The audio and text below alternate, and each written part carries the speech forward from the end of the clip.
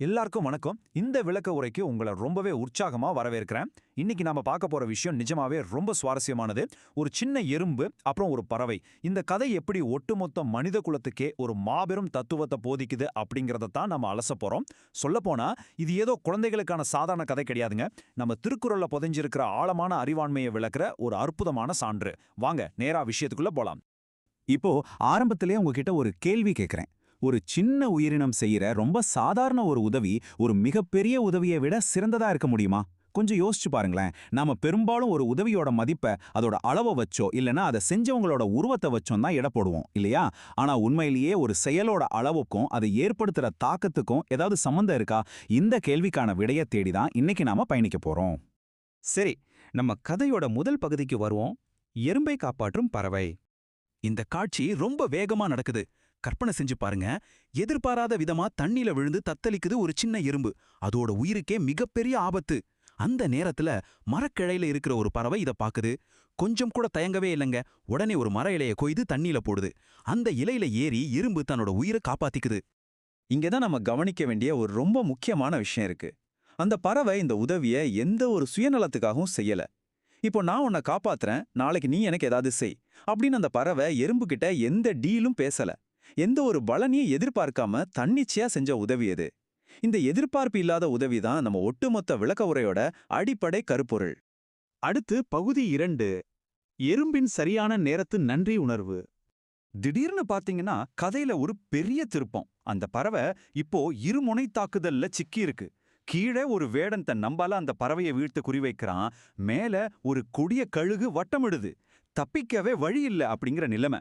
அப்போதான் அந்த சின்ன எறும்பு இந்த மாபெரும் ஆபத்தை பாக்குது.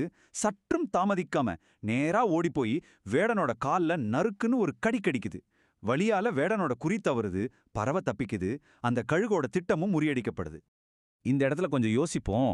ஒரு சின்ன எறும்பு செஞ்ச ஒரு சின்னஞ்சிறு கடி. ஆனா அதோட தாக்கத்தை பாருங்க. அது ஒரு பறவையோட உயிரே காப்பாத்துனது மட்டும் இல்லாம 2 பெரிய எதிரிகளோட நோக்கத்தையும் முறியடிச்சிருக்கு. உருவத்துக்கும் உதவிக்கும் எந்த சம்பந்தமும் இல்லை அப்படிங்கிறதையும், ஒரு உதவியோட மதிப்பு அது எந்த நேரத்துல செய்யப்படுது அப்படிங்கிறத பொறுத்து தான் அமையுது அப்படிங்கிறதையும் இது ஆணித்தரமா உணர்த்துது இல்லையா? இப்ப நாம 3வது பகுதிக்கு வந்திருக்கோம். பண்டைய இலக்கியத்தின் அறிவாண்மை. உள்ளே போகலாம்.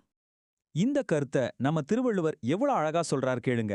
செய்யாமல் செய்த உதவிக்கு வையகமும் வானகமும் ஆற்றல் அரிது. அதாவது இதுக்கு முன்னாடி தமக்கு எந்த ஒரு உதவியும் செய்யாத ஒருத்தருக்கு அவர் ஆபத்துல இருக்கும்போது நாம செய்யற உதவிக்கு இந்த பூமியையும் வானத்தையும் கைமாறாக கொடுத்தாலும் ஈடாகாதுன்னு சொல்றாரு.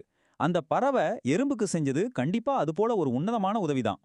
சரி, அப்படியானால் நாம செய்யற உதவியோட அளவை எப்படி தான் கணக்கிடுறது? அதற்கான மிகச்சிறந்த வரையறைய இந்த அடுத்த குறள் நமக்கு தருது. உதவி வரைத்தன்று உதவி, உதவி செய்யப்பட்டார் சால்பின் வரைத்து. இதுல ரொம்ப சுவாரஸ்யமான விஷயம் என்னன்னா, அந்த சால்வின் வரைத்து அப்படிங்கிற வார்த்தையோட ஆழமான பொருள் தான். ஒரு உதவியோட உண்மையான அளவு நாம கொடுக்கிற பொருளோட அளவிலையோ இல்ல பணத்திலையோ இல்லைங்க. மாறாக அந்த உதவிய பெறும் நபரோட குணத்தை பொறுத்தது. அந்த எறும்பின் நன்றி உணர்வை பாருங்களேன். தனக்கு செய்யப்பட்ட உதவிய மறக்காம சரியான நேரத்துல தன் உயிரையே பணைய வச்சு கைமாறு செஞ்சது இல்லையா? அந்த தகுதி தான் பறவை செஞ்ச சாதாரண உதவிய ஒரு மாபெரும் அறமா மாத்துது. இறுதியாக ஒரு தன்னலமற்ற உதவியோட அளவிட முடியாத தன்மையை உணர்த்தும் இந்த வரிகளை கொஞ்சம் கவனிங்க. பயன்தூக்கார் செய்த உதவி நயன்தூக்கின் நன்மை கடலின் பெரிது.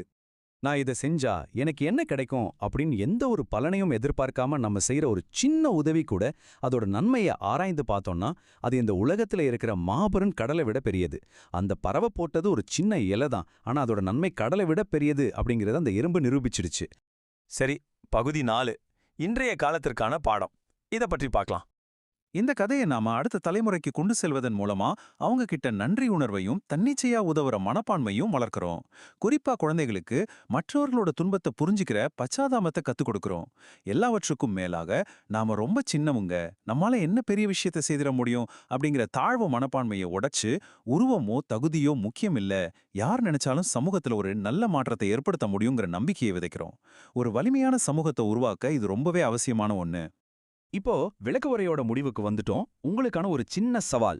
இன்னைக்கு எந்த ஒரு பலனையும் எதிர்பார்க்காம உங்களால யாருக்கு உதவி செய்ய முடியும்? சற்றே சிந்தித்து பாருங்களேன். அது ஒரு சின்ன புன்னகையா இருக்கலாம், தாகத்துல இருக்கிற ஒரு வாயில்லா ஜீவனுக்கு வைக்கிற தண்ணியா இருக்கலாம், இல்ல வழி தெரியாத ஒருத்தருக்கு காட்டுற வழியா கூட இருக்கலாம். அந்த உதவி பார்க்க சின்னதா இருந்தாலும் அதோட தாக்கம் கண்டிப்பா கடலை விட பெரியதா இருக்கும். சிந்தியுங்கள், செயல்படுங்கள். அடுத்த ஒரு சுவாரஸ்யமான பதிவுல உங்களை சந்திக்கும் வரை நன்றி, வணக்கம்.